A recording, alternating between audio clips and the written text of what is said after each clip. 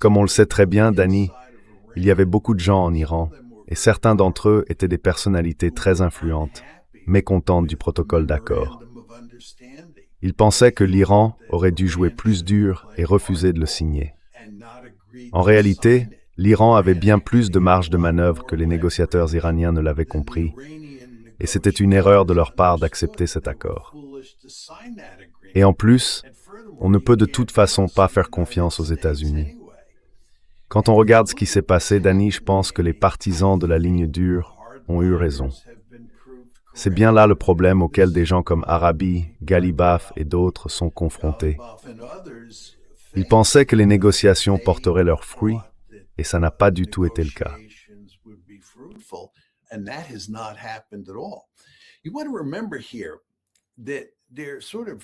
Il faut bien se rappeler qu'il y a, du point de vue iranien, trois grands problèmes concernant la manière dont l'Occident respecte le protocole d'accord. Ce dont on parle maintenant, c'est toute la question du contrôle du détroit d'Ormuz, n'est-ce pas? Le point de désaccord, c'est que les États-Unis estiment que certains pétroliers ou certains navires peuvent passer par le canal omanais du détroit, alors que les Iraniens jugent cela totalement inacceptable. Et c'est précisément ce qui est à l'origine des deux représailles qui ont eu lieu depuis la signature du protocole d'accord. Tout tourne autour de cette question. Est-ce que les navires peuvent, oui ou non, passer par le canal omanais?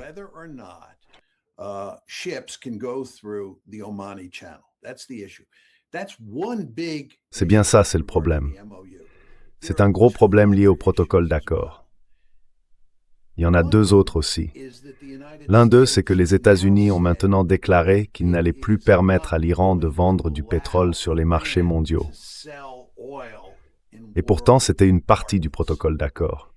Vous vous souvenez, dès que le protocole a été signé, les Iraniens ont été autorisés, sans aucune sanction, à vendre du pétrole sur les marchés internationaux. Les États-Unis sont donc revenus sur cet élément de l'accord. De plus, dans le protocole d'accord, c'était le tout premier point. Il était clairement indiqué que les Israéliens devaient cesser leur guerre contre le Hezbollah. Et cela signifiait, bien sûr, se retirer du sud du Liban.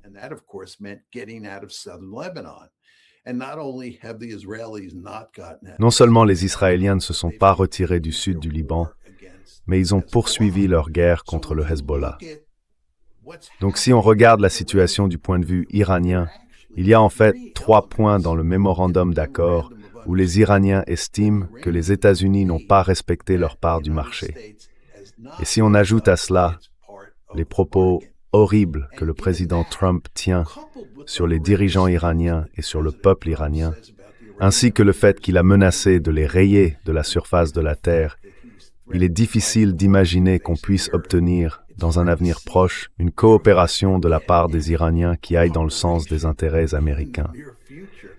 Ils ont, au contraire, tout intérêt à jouer la carte de la fermeté avec nous.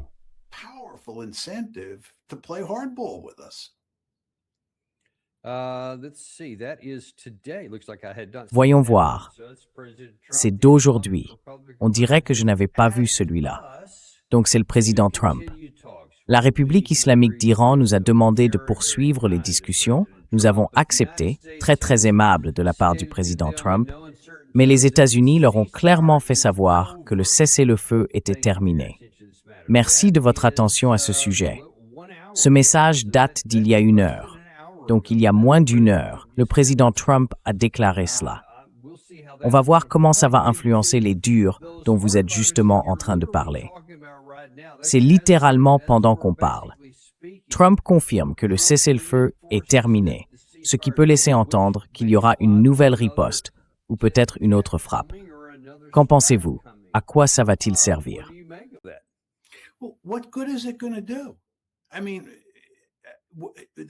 Je veux dire encore une fois, il n'y a pas de théorie de la victoire ici. Personne ne peut expliquer comment tout ça pourrait se terminer à notre avantage. Nous avons signé le protocole d'accord le 17 juin parce que c'était le meilleur accord possible.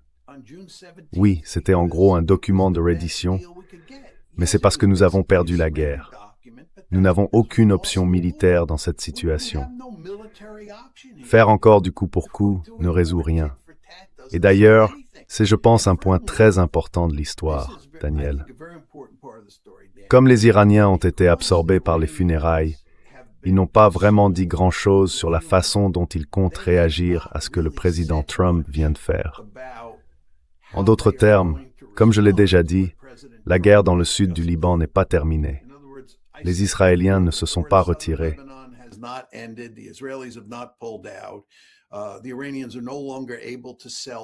Les Iraniens ne peuvent plus vendre de pétrole sur les marchés mondiaux et les États-Unis continuent d'affirmer que les navires peuvent passer par le détroit d'Oman.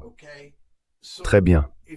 Mais si vous êtes à la place des Iraniens, qu'est-ce que vous faites en entendant ça? Ils ne vont pas céder. On sait qu'ils vont jouer dur. Est-ce qu'ils vont vraiment limiter la quantité de pétrole qui sort du Golfe? Est-ce qu'ils vont carrément le fermer? Est-ce qu'ils vont poser des mines dans le détroit d'Oman? Qu'est-ce qu'ils vont faire exactement? C'est très difficile à dire. Et puis, qu'est-ce que nous, on va faire en réponse? Je ne pense pas que le président Trump veuille se retrouver dans une situation où le Golfe serait de nouveau bloqué, ou bien où le nombre de navires qui en sortent tomberait à un chiffre. Ce n'est pas dans l'intérêt de l'Amérique. Pas en ce moment.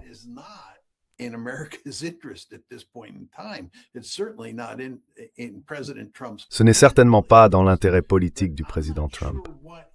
Mais je ne suis pas sûr de ce qu'il pense, parce qu'il est vraiment difficile de comprendre ce que fait l'administration dans cette affaire.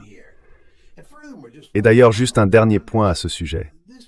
Cette affirmation de Trump, selon laquelle les Iraniens lui auraient demandé de reprendre les négociations et qu'il aurait gentiment accepté, est tout simplement absurde, non? Il n'y a aucune preuve de ça. En réalité, les Iraniens laissent plutôt entendre, et j'insiste sur le mot « entendre », qu'ils ne sont pas intéressés par une reprise des négociations pour le moment. On dirait que les Pakistanais et les Omanais travaillent d'arrache-pied pour essayer de les faire changer d'avis. Mais l'idée qu'ils auraient appelé le président Trump pour lui dire « S'il vous plaît, reprenons les négociations », c'est franchement une thèse risible.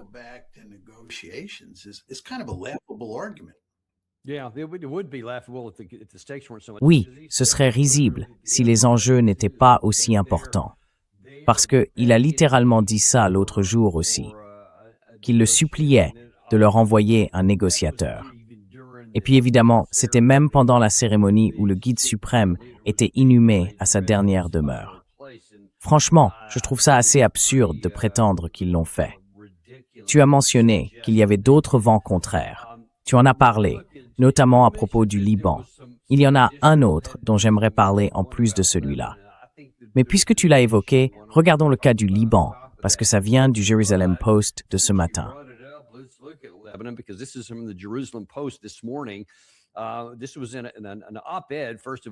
C'était dans une tribune. D'abord, ce retrait ne peut pas être un simple geste de confiance. Les États-Unis et Israël doivent être alignés sur le Liban. Autrement dit, ils doivent nous rallier à leur position. Mais regardez ce sous-titre-là. Ce n'est pas un article d'opinion. C'est ce qu'a déclaré le ministre israélien de la Défense, Israel Katz. Nous n'avons demandé la permission de personne pour entrer au Liban. Et nous n'avons besoin de la permission de personne pour y rester. Est-ce que ça vous donne l'impression que le président Trump contrôle la situation, qu'il va exiger leur départ parce que c'est ce qu'il a signé dans le protocole d'accord? Vous voyez ça comment?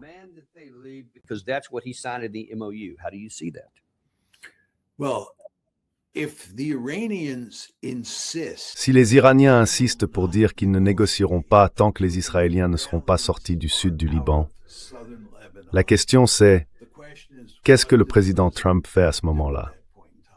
Imaginons, et c'est juste une hypothèse parce qu'on ne sait pas exactement ce que les Iraniens vont faire, mais imaginons qu'ils ferment effectivement le détroit, que très peu de navires en sortent chaque jour, et qu'en même temps, ils déclarent qu'ils ne reviendront pas à la table des négociations.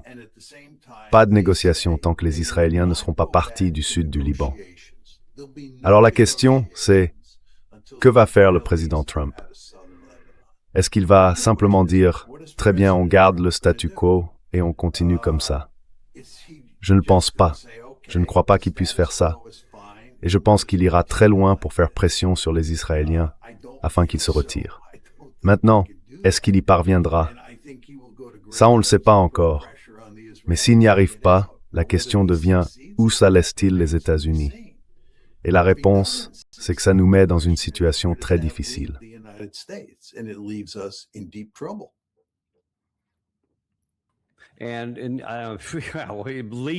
Et il nous laisse dans une situation vraiment compliquée.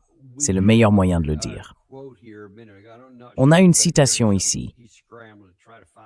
Je ne suis pas sûr que Gary, il essaie désespérément de la retrouver en coulisses. Je lui ai un peu tendu un piège parce que le professeur Morandi, que vous connaissez sûrement très bien, a justement abordé ce sujet-là. Si on la retrouve, je vais la lire dans un instant.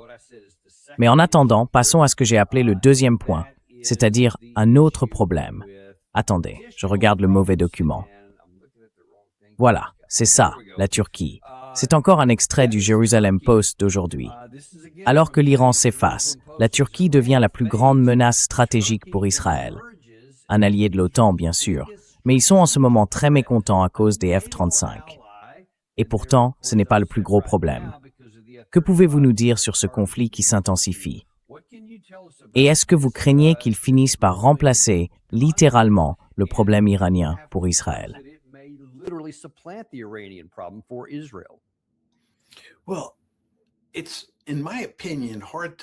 Eh bien, à mon avis, c'est difficile à croire que les Israéliens cherchent maintenant la confrontation avec les Turcs. On pourrait penser qu'ils ont déjà fort à faire à Gaza, en Cisjordanie, en Syrie et au Liban, sans même parler de l'Iran. À mon sens, ils ont subi une défaite humiliante. Les Israéliens ont vraiment subi une défaite humiliante en Iran. Et il faut se rappeler, Danny, que la question la plus importante du point de vue israélien a toujours été la capacité nucléaire de l'Iran. Si on ne relance pas les négociations, on n'aura jamais d'accord nucléaire, aucune nouvelle version du JCPOA. Et qui sait ce que les Iraniens feront sur le plan nucléaire? Donc les Israéliens ont perdu le contrôle en Iran, et de manière vraiment sérieuse.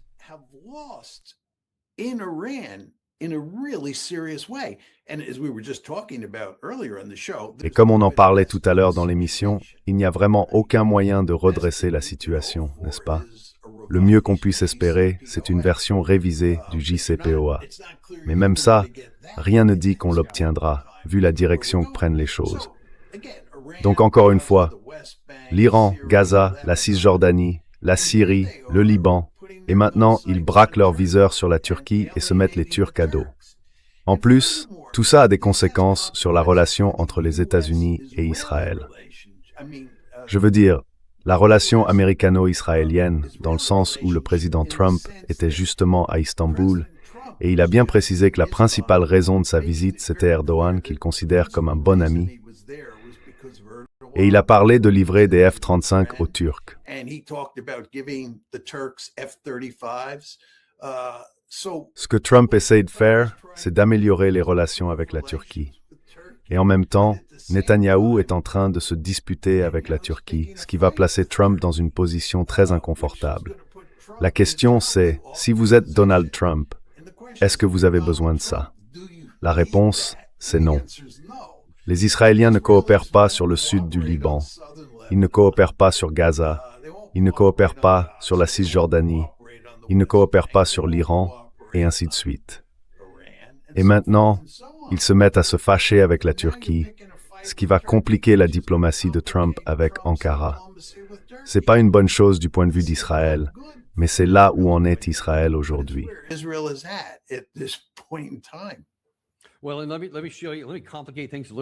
Eh bien, laissez-moi vous montrer, ou plutôt compliquer un peu les choses, ou disons éclairer un peu mieux ces complications.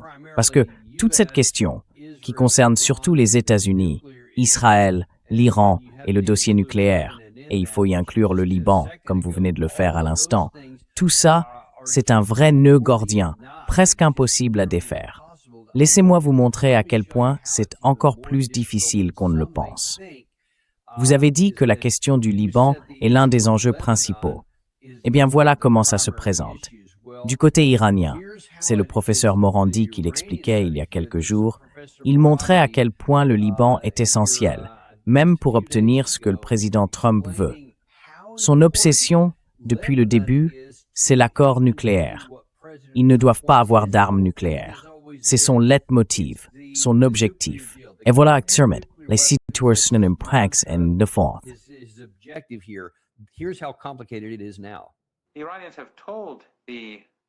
Les Iraniens ont dit au gouvernement omanais qu'ils aimeraient travailler avec lui. Ils ont entamé des négociations. Mais les Iraniens ont aussi précisé que si Oman se retire sous la pression des États-Unis, alors l'Iran agira seul. Autrement dit, l'Iran n'attendra pas Oman. La décision a été prise à Téhéran. À partir de maintenant, ils contrôleront le détroit. Ils percevront des droits de passage. Les Iraniens ont été très clairs avec les Américains. Il n'y aura pas d'accord nucléaire si le Liban est évacué, s'il ne l'est pas, ou si la guerre ne se termine pas. Aucune négociation nucléaire n'aura lieu tant que ces conditions ne seront pas remplies. Donc, au fond, c'est entre les mains des Américains. Et en plus de cela, les Iraniens peuvent rendre la vie beaucoup plus difficile aux Américains dans le détroit d'Ormuz. Si les États-Unis ne remplissent pas leurs obligations ailleurs, alors les Iraniens estimeront qu'ils ne sont pas tenus de laisser passer autant de navires.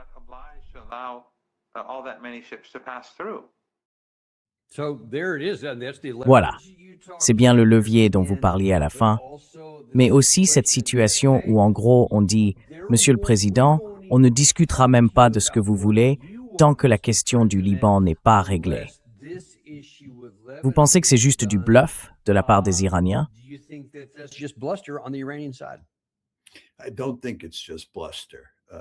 Je ne pense pas que ce soit juste du bluff. Il y a toutes sortes de preuves que les Iraniens ont dit ça sur Internet, mais je ne l'ai pas vu dans la presse occidentale. Et comme tu le sais, Daniel, l'un des grands problèmes auxquels on est confronté, c'est d'évaluer ce qui est vrai et ce qui ne l'est pas. Quand on voit des rapports disant que les Iraniens ont affirmé ce que le professeur Morandi présente comme leur position, on n'est jamais totalement sûr que ce soit vrai.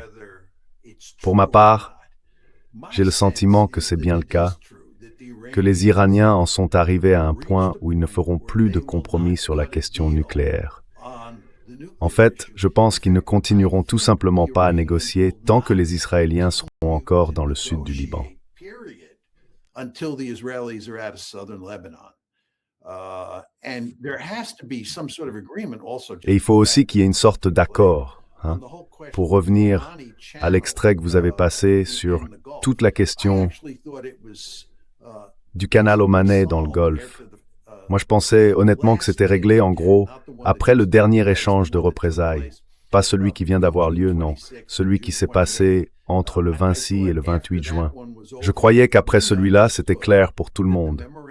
Le protocole d'accord précisait bien que l'Iran contrôle le détroit et qu'on ne peut pas y envoyer de navires. C'est ce qu'on a signé. Oui, c'est bien ce qu'on a signé. Si on regarde l'article 5, pour moi c'est évident, c'est bien ce qu'on a signé. Et ça, c'était après le précédent échange de représailles.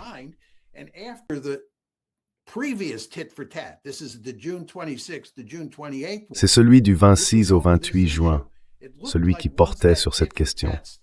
On avait l'impression qu'une fois les représailles terminées, le problème était réglé. Mais ça a recommencé, parce qu'on a envoyé plus de navires dans le détroit d'Oman. Et eux, évidemment, ont attaqué les navires. Alors on a repris le jeu des représailles. Et là, on se demande, où en est-on maintenant ?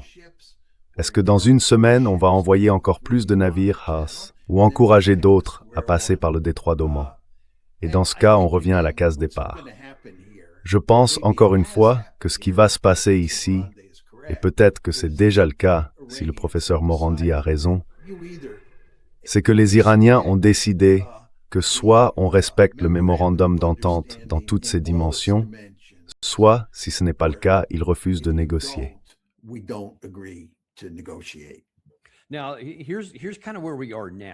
Alors, voilà un peu où on en est, parce que tu as très clairement décrit les 3 phases dans lesquelles on se trouve. Et maintenant, la question, c'est où est-ce qu'on va à partir de là? Parce que jusqu'ici, on peut dire sans trop se tromper qu'on a clairement perdu la guerre aérienne, qu'on a perdu la guerre du blocus et qu'on est en train de perdre la guerre des représailles. Je suppose qu'on ne peut pas encore dire perdu au passé, parce qu'on est toujours en plein dedans. Mais certains le reconnaissent et ils disent « Eh bien, pourquoi pas? Et si on repartait en guerre ?» Je sais, ça a l'air d'une super idée. Ça n'a pas marché la première fois, mais peut-être que cette fois, ça marchera. Et ce mouvement-là est mené par le général Keith Kellogg.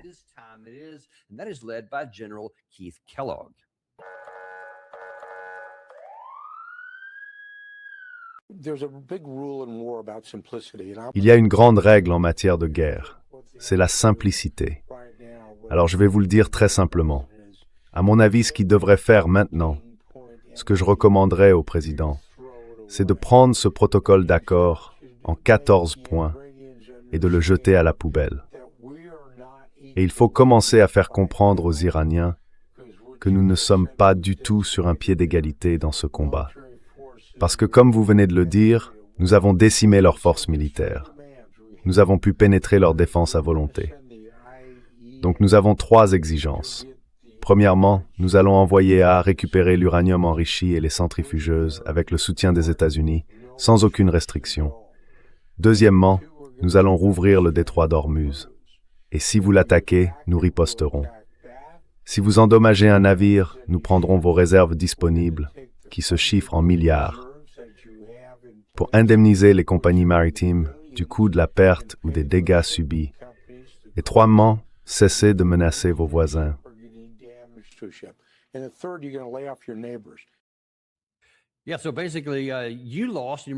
Ouais, donc en gros, t'as perdu, et maintenant tu vas faire ce qu'on te dit, et on va juste faire comme si les 40 premiers jours n'avaient jamais existé, j'imagine.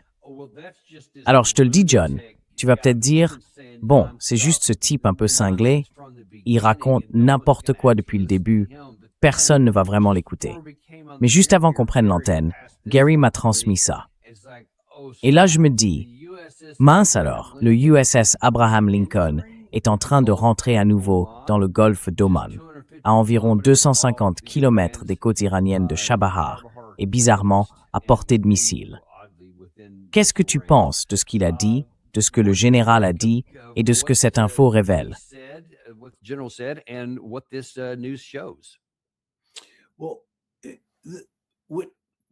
Eh bien, ce que des gens comme le général Kellogg, n'expliquent jamais vraiment, c'est en quoi les choses ont changé depuis la guerre aérienne de 40 jours et comment ces changements pourraient nous permettre de remporter la victoire aujourd'hui alors que nous n'y étions pas parvenus à l'époque. Je veux dire encore une fois, il faut toujours se poser la question, et je n'ai pas besoin de vous le rappeler, quelle est votre théorie de la victoire? Comment atteignez-vous les objectifs qui comptent pour vous? Comment mettez-vous fin à cette guerre dans des conditions favorables? Et comment la seule puissance aérienne peut-elle y parvenir? Vous savez, on a essayé pendant 40 jours et ça n'a pas marché. Et lui, il n'en dit rien. Il y a en réalité tout un ensemble d'aspects qu'il faut examiner ici.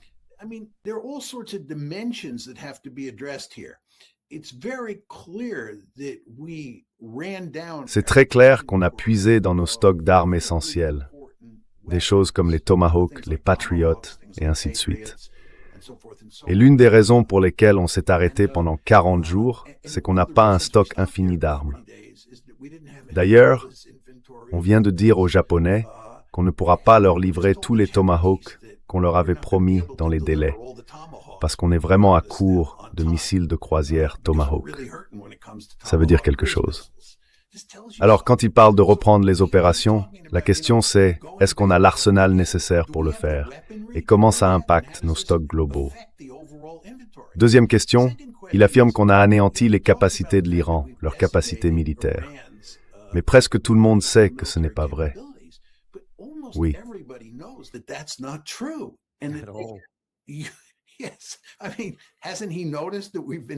Je veux dire, il n'a pas remarqué qu'on est déjà dans une logique de coup pour coup. Oui, coup pour moi, ça veut dire tu frappes, il frappe. Et s'ils frappent, ça veut dire qu'ils ont des missiles pour nous frapper. Je pense que tout le monde comprend que si on s'en prend aux infrastructures critiques à l'intérieur de l'Iran, comme le préconise le général Kellogg, ils vont riposter sur les infrastructures critiques du Golfe. Et ça aurait des conséquences dévastatrices, non seulement pour le Golfe, mais aussi pour l'économie mondiale. Et il est fort probable que la mer Rouge soit bloquée, tout comme le Golfe. La réalité, c'est que les Iraniens ont une capacité de seconde frappe. Et si on monte d'un cran dans l'escalade, j'ai bien l'impression que ce sont les Iraniens qui gagnent, pas nous.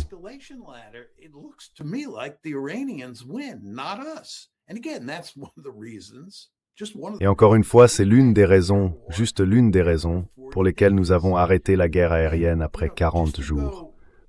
Ensuite, on est passé au blocus, en liant le blocus à la guerre aérienne. Ces deux campagnes, la campagne aérienne et la campagne navale, reposaient sur l'idée qu'on pouvait punir l'Iran et que les Iraniens finiraient par lever les bras. À ce stade, il devrait être parfaitement clair pour le général Kellogg que l'Iran est capable d'encaisser des quantités énormes de souffrance, et nous n'avons pas la capacité de les mettre à genoux. Ça n'arrivera tout simplement pas. S'ils doivent manger de l'herbe, ils mangeront de l'herbe. Ils ne se rendront pas.